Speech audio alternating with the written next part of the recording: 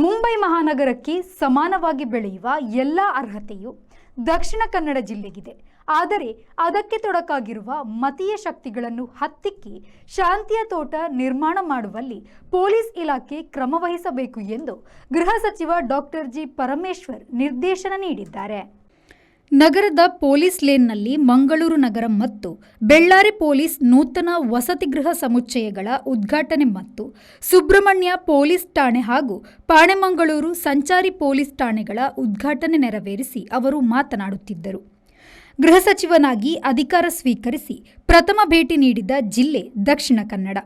ಈ ಸಂದರ್ಭ ಅಲ್ಲಿನ ವಿವಿಧ ವೃತ್ತಿಪರರು, ಕೈಗಾರಿಕೋದ್ಯಮಿಗಳು, ಇಲ್ಲಿ ಸಾಕಷ್ಟು ಶಿಕ್ಷಣ ಸಂಸ್ಥೆಗಳಿದ್ದರೂ ಇಲ್ಲಿನ ಮಕ್ಕಳು ಬೇರೆ ಕಡೆ ಹೋಗುತ್ತಿರುವ ಬಗ್ಗೆ, ಹೂಡಿಕೆಗೆ ಹೊರಗಿನವರು ಆಸಕ್ತಿ ತೋರದ ಬಗ್ಗೆ ಅಸಮಾಧಾನ ವ್ಯಕ್ತಪಡಿಸಿದ್ದರು.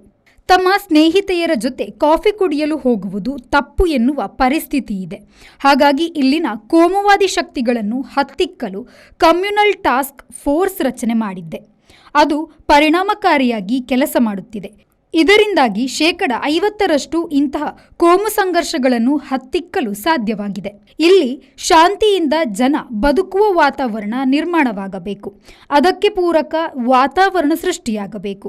ನಾನು ಚುನಾವಣಾ ಪ್ರಣಾಳಿಕೆ ಮಾಡುವ ಸಂದರ್ಭ ದಕ್ಷಿಣ ಕನ್ನಡ ಜಿಲ್ಲೆಯಲ್ಲಿ ಗೋಲ್ಡನ್ ಡೈಮಂಡ್ ಸೀಸ್ ಮಾಡಬೇಕು ಎಂದು ಹೇಳಿರುವಂತೆ ಅದನ್ನು ಮಾಡಬೇಕಿದೆ ಎಂದವರು ಹೇಳಿದರು. ಇವತ್ತು ಬಹಳ ಸಂತೋಷದ 160 ಕ್ವಾರ್ಟರ್ಸ್ ಒಂದೇ ಕಡೆ ಮಾಡಿದೆ. 160 ಕ್ವಾರ್ಟರ್ಸು ಇದು ಸಾಮಾನ್ಯ ಅಲ್ಲ. ಸುಮಾರು 41 ಕೋಟಿ ಖರ್ಚು ಮಾಡಿದ್ದಾರೆ. ಮತ್ತು ದಕ್ಷಿಣ ಕನ್ನಡ ಜಿಲ್ಲೆಯಲ್ಲೂ ಕೂಡ 4-5 ಪೊಲೀಸ್ ಸ್ಟೇಷನ್ನಲ್ಲಿ 6 ಕೋಟಿ ಖರ್ಚು ಮಾಡಿದ್ದಾರೆ. ಹಾಗಾಗಿ ಇವತ್ತು ನಾವು ಇದು ನಿರಂತರವಾಗಿ ನಡೀತಕ್ಕಂಥ ಪ್ರಕ್ರಿಯೆ ನಮ್ಮ ಇಲಾಖೆಯಲ್ಲಿ. ಅದನ್ನು ಮುಂದುವರಿಸ್ತೇವೆ. ಒಂದಲ್ಲ ಒಂದು ದಿವಸ ಪ್ರತಿಯೊಬ್ಬ ಪೊಲೀಸ್ ಅಧಿಕಾರಿಗೆ ಕ್ವಾರ್ಟರ್ಸ್ ಕಂಪಲ್ಸರಿ ಮಾಡಬೇಕು ಅನ್ನುವಂಥ ರೀತಿಯಲ್ಲಿ ತಲುಪ್ತೇವೆ ಅಂತಕ್ಕಂಥ ವಿಶ್ವಾಸ ನನಗಿದೆ. ಆದ್ದರಿಂದ ತಮ್ಮೆಲ್ಲರಿಗೂ ಕೂಡ ತಾವು ಈ ಕಾರ್ಯಕ್ರಮಕ್ಕೆ ಬಂದು ಭಾಳಷ್ಟು ಜನ ಪೊಲೀಸಿನ ಕುಟುಂಬದವರು ಬಂದಿದ್ದೀವಿ. ನಾನು ಒಂದೇ ಒಂದು ಬೇಡಿಕೆಯನ್ನು ನಿಮ್ಮಲ್ಲೇ ಇಡ್ತೀನಿ. ನೀವೆಲ್ಲ ಬೇಡಿಕೆ ನನ್ನಲ್ಲಿ ಇಡ್ಬೋದು, ಆದರೆ ನನ್ನದೊಂದು ಬೇಡಿಕೆ ನಿಮ್ಮ ಮುಂದೆ ಇದೆ.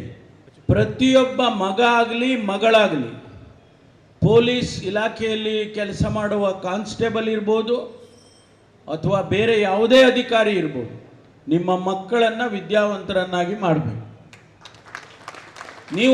ಒಂದೊತ್ತು ಊಟ ಬಿಟ್ಟುಬಿಡಿ. ನೀವು ಏನಾಗೋದಿಲ್ಲ, ನೀವು ಸಾಯೋದಿಲ್ಲ. ಒಂದೊತ್ತು ಊಟ ಬಿಟ್ಟರು ಪರವಾಗಿಲ್ಲ. ನಿಮ್ಮ ಮಗಳನ್ನು IPS ಮಾಡಿಸ್ತೀನಿ ಅಂತ ಶಪಥ ಮಾಡಬೇಕು. ಮಗನನ್ನು IPS IAS ಮಾಡಿಸ್ತೀನಿ ಅಂತ ಶಪಥ ಮಾಡಬೇಕು. ಇಲ್ಲ ನಾನು ಡಾಕ್ಟರ್ ಮಾಡ್ತೀನಿ ನನ್ನ ಮಗನ್ನ ಅಂತ ಹೇಳ್ಬೇಕು. ಮಗಳನ್ನ ಡಾಕ್ಟರ್ ಮಾಡ್ತೀನಿ ಅಂತ ಹೇಳ್ಬೇಕು. ಇಂಜಿನಿಯರ್ ಮಾಡ್ತೀನಿ ಅಂತ ಹೇಳ್ಬೇಕು. ಸಂಕಲ್ಪ ಮಾಡಿ.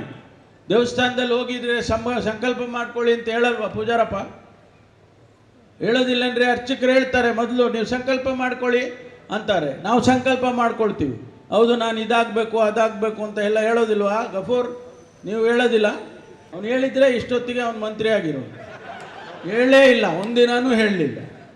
ಹಾಗಾಗಿ ನೀವು ಮಕ್ಕಳನ್ನು ಓದಿಸ್ತಕ್ಕಂಥ ವಿದ್ಯಾವಂತರನ್ನಾಗಿ ಮಾಡ್ತಕ್ಕಂಥ ಸಂಕಲ್ಪ ನೀವು ತಂದೆ ತಾಯಿಗಳು ಮಾಡಲೇಬೇಕು ಅಂಥೇಳಿ ನಾನು ನಿಮ್ಮಲ್ಲಿ ವಿನಂತಿ ಮಾಡ್ತೇನೆ. ಯಾಕೆಂದರೆ ಮುಂದೆ ಭವಿಷ್ಯ ಭಾಳ ಕಠಿಣವಾಗಿದೆ, ಜೊತೆಗೆ ಭಾಳ ಚೆನ್ನಾಗೂ ಇದೆ.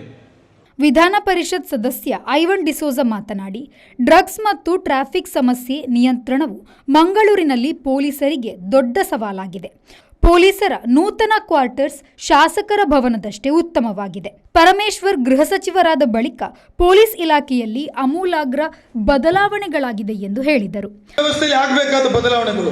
there is only 2 challenges before the police. one is ಈಗ ಡ್ರಗ್ಸ್, ಮಾದಕ ದ್ರವ್ಯಗಳಿಂದ ಆಗತಕ್ಕಂಥ ತೊಂದರೆಗಳು. ಪರಮೇಶ್ವರ್ ಅವರು ಗಂಟೆ ಕಟ್ಟಲೆ ಅದಕ್ಕೆ ಸದನದಲ್ಲಿ ನಮ್ಮನ್ನೆಲ್ಲ ಕನ್ವಿನ್ಸ್ ಮಾಡ್ತಾರೆ. ನಾವೇನಾದರೂ ಪ್ರಶ್ನೆಗಳು ಎತ್ತಿದ್ರೆ ಅವ್ರು ಹೇಳ್ತಾರೆ, ನೋಡಿ ಈ ರೀತಿ ಆಗಿದೆ, ಸಮಾಜ ಕೂಡ ಜಾಗೃತರಾಗಿರಬೇಕು ಅಂತಾರೆ. ಇವತ್ತು ಸಮಾಜದ ಜಾಗೃತಿ ಮೂಡಿಸಲಿಕ್ಕೆ ಯಾರು ಮೂಡಿಸಬೇಕು? ವಿದ್ಯಾರ್ಥಿಗಳಿಗೆ ಇವತ್ತು ಜಾಗೃತಿ ಮೂಡಿಸುವಂಥ ಕೆಲಸ ಪೊಲೀಸರಿಂದ ಆಗಬೇಕು ಅಂತ ನಾನು ಹೇಳಲಿಕ್ಕೆ ಬಯಸ್ತಾ ಇದ್ದೇನೆ. ಬರೇ ಪೊಲೀಸರನ್ನು ಮಾತ್ರ ಇವತ್ತು ಗೌರವ ಕೊಡ್ತಾರೆ, ಅವ್ರು ಹೇಳಿದ್ದನ್ನು ಕೇಳ್ತಾರೆ. ಆ ಒಂದು ಏನು ವ್ಯವಸ್ಥೆ ಇದೆ ಅದಕ್ಕೆ ಬದಲಾವಣೆ ತರಲಿಕ್ಕೆ ಪ್ರಯತ್ನವನ್ನು ಮಾಡಬೇಕಾಗತ್ತೆ. ಮಂಗಳೂರು ನಗರಕ್ಕೆ ಬರುವುದಾಗಿದ್ದರೆ ಇವತ್ತು ಟ್ರಾಫಿಕ್ ವ್ಯವಸ್ಥೆ, ನಗರದಲ್ಲಿ ಇವತ್ತು ಒಂದೇ ಒಂದು ಚಾಲೆಂಜ್ ಇದ್ದರೆ ದಟ್ ಈಸ್ ಟ್ರಾಫಿಕ್ ಚಾಲೆಂಜ್. ಇವತ್ತು ಬೆಂಗಳೂರಿನಲ್ಲಿ ಹೇಗೆ ಬೆಂಗಳೂರು ನಮ್ಮ ಶಾಸಕರ ಭವನದಿಂದ ಏರ್ಪೋರ್ಟಿಗೆ ಹೋಗಬೇಕಾಗಿದ್ದರೆ ನಾವು ಎಸ್ ಟಿ ಮಾಲ್ ಹತ್ರ ಹೋಗಿ ಮುಟ್ಟಬೇಕಿದ್ರೆ ನಮಗೆ 3/4 ಗಂಟೆ 1 ಗಂಟೆ ತಗೊಳ್ತದೆ. ಅಲ್ಲಿಂದ ಮತ್ತೆ 10 ನಿಮಿಷ. ಜನರ ಹವಾಲುಗಳನ್ನು ಹೇಳಲಿಕ್ಕೆ ನೂತನ ಪೊಲೀಸ್ ಠಾಣೆಗಳನ್ನು ಕೂಡ ಇವತ್ತು ಉದ್ಘಾಟನೆಯನ್ನು ಮಾಡಿ ಸಮಾಜಕ್ಕೆ ಅರ್ಪಣೆ ಮಾಡಿದಂಥ ಗೃಹ ಸಚಿವರಿಗೆ ನಿಮ್ಮೆಲ್ಲರ ಪರವಾಗಿ ನಾನು ಹೃದಯಪೂರ್ವಕವಾದಂಥ ಅಭಿನಂದನೆ ಸಲ್ಲಿಸ್ತೀನಿ. ನಮ್ಮ ಗೃಹ ಸಚಿವರು ಅಂದರೆ ಅವರು is always on the point, targeted. ವಿಧಾನ ಪರಿಷತ್ನಲ್ಲಿ ನಾನು ಅವರ ಜೊತೆ ಮುಖ್ಯ ಸಚೇತಕನಾಗಿ ಕಾರ್ಯನಿರ್ವಹಣೆ ಮಾಡ್ತಾ ಇದ್ದೆ. ಅವರು ಅಂದು ಗೃಹ ಸಚಿವರಾಗಿದ್ದರು. ಅವರು ವಿಧಾನ ಪರಿಷತ್ನಲ್ಲಿ ಆಗತಕ್ಕಂಥ ಎಲ್ಲ ಮಂತ್ರಿಗಳ, ಶಾಸಕರುಗಳ, ಇಡೀ ರಾಜ್ಯದ ಅಹವಾಲುಗಳನ್ನು ಕೇಳಿ ಯಾವುದೇ ವಿಚಾರಗಳಿಗೆ ಒಂದು ತಾರ್ಕಿಕ ಅಂತ್ಯವನ್ನು ಕಂಡುಕೊಳ್ತಾ ಇದ್ದರು ಮತ್ತು ಟಾರ್ಗೆಟ್ ಮಾಡಿ ಇದನ್ನು ಇಷ್ಟು ಸಮಯದ ಒಳಗಡೆ ಮುಗಿಸಿ ಅಂತೇಳಿ ಸರ್ಕಾರದಿಂದ ಆದೇಶವನ್ನು ಕೊಡ್ತಾ ಇದ್ದರು. ಡಾಕ್ಟರ್ ಪರಮೇಶ್ವರ್ ಅವರು ಮಾತಾಡಿದ ನಂತರ ನಾವೇನು ಮಾತಾಡಲಿಕ್ಕಿಲ್ಲ. ಅವರು ಮಾತಾಡಲಿ ಎಲ್ಲ ಅದನ್ನು ಮಾತಾಡುವಂಥ ವಿಚಾರವನ್ನು ಅದರಲ್ಲಿ ಹೇಳ್ತಾರೆ. ಆದರೆ ಇವತ್ತು ಮಂಗಳೂರಿಗೆ ಒಂದು 160 ವಸತಿ ಗೃಹಗಳನ್ನು ಕೊಟ್ಟು ಪೊಲೀಸ್ ಇಲಾಖೆಯಲ್ಲಿ ಶಕ್ತಿ ತುಂಬುವಂಥ ಕೆಲಸವನ್ನು ಮಾಡಿದ ಡಾಕ್ಟರ್ ಪರಮೇಶ್ವರ್ ಅವರಿಗೆ ಇಡೀ ಮಂಗಳೂರು ಜನತೆಯ ಪರವಾಗಿ ನಾನು ಅಭಿನಂದನೆಯನ್ನು ಹೇಳಲಿಕ್ಕೆ ಇಚ್ಛೆ ಪಡ್ತಾ ಇದ್ದೇನೆ. ಚಪ್ಪಾಳೆ ಆದರೆ ತಟ್ಟಿ, ಯಾಕಂತ ಹೇಳಿದ್ರೆ ಇಷ್ಟೆಲ್ಲ ಕೊಡ್ತಾರಲ್ಲ. ನಮಗೆ ಮಂಗಳೂರಿನವರಿಗೆ ಚಪ್ಪಾಳೆ ತಟ್ಟುವುದು ಕಡಿಮೆ ಸರ್, ನಾವು ಬೇಡಿಕೆ ಇಡುವುದು ಕಡಿಮೆ, ನಾವು ಡಿಮ್ಯಾಂಡ್ ಮಾಡೋದು ಕಡಿಮೆ.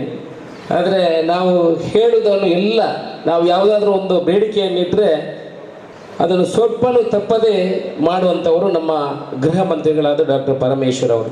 ಸಂಸದ ಕ್ಯಾಪ್ಟನ್ ಬ್ರಿಜೇಶ್ ಚೌಟ, ಪುತ್ತೂರು ಶಾಸಕ ಅಶೋಕ್ ರೈ, ಪಶ್ಚಿಮ ವಲಯ IGP Amit Singh, SP Yathish N, ಡಿಸಿಪಿಗಳಾದ Siddharth Goyal, Ravishankar, coast guard commander MA Agarwal ಉಪಸ್ಥಿತರಿದ್ದರು. ನಾಗೇಶ್ ಕಾವೂರು, ವಿ4 ನ್ಯೂಸ್, ಮಂಗಳೂರು.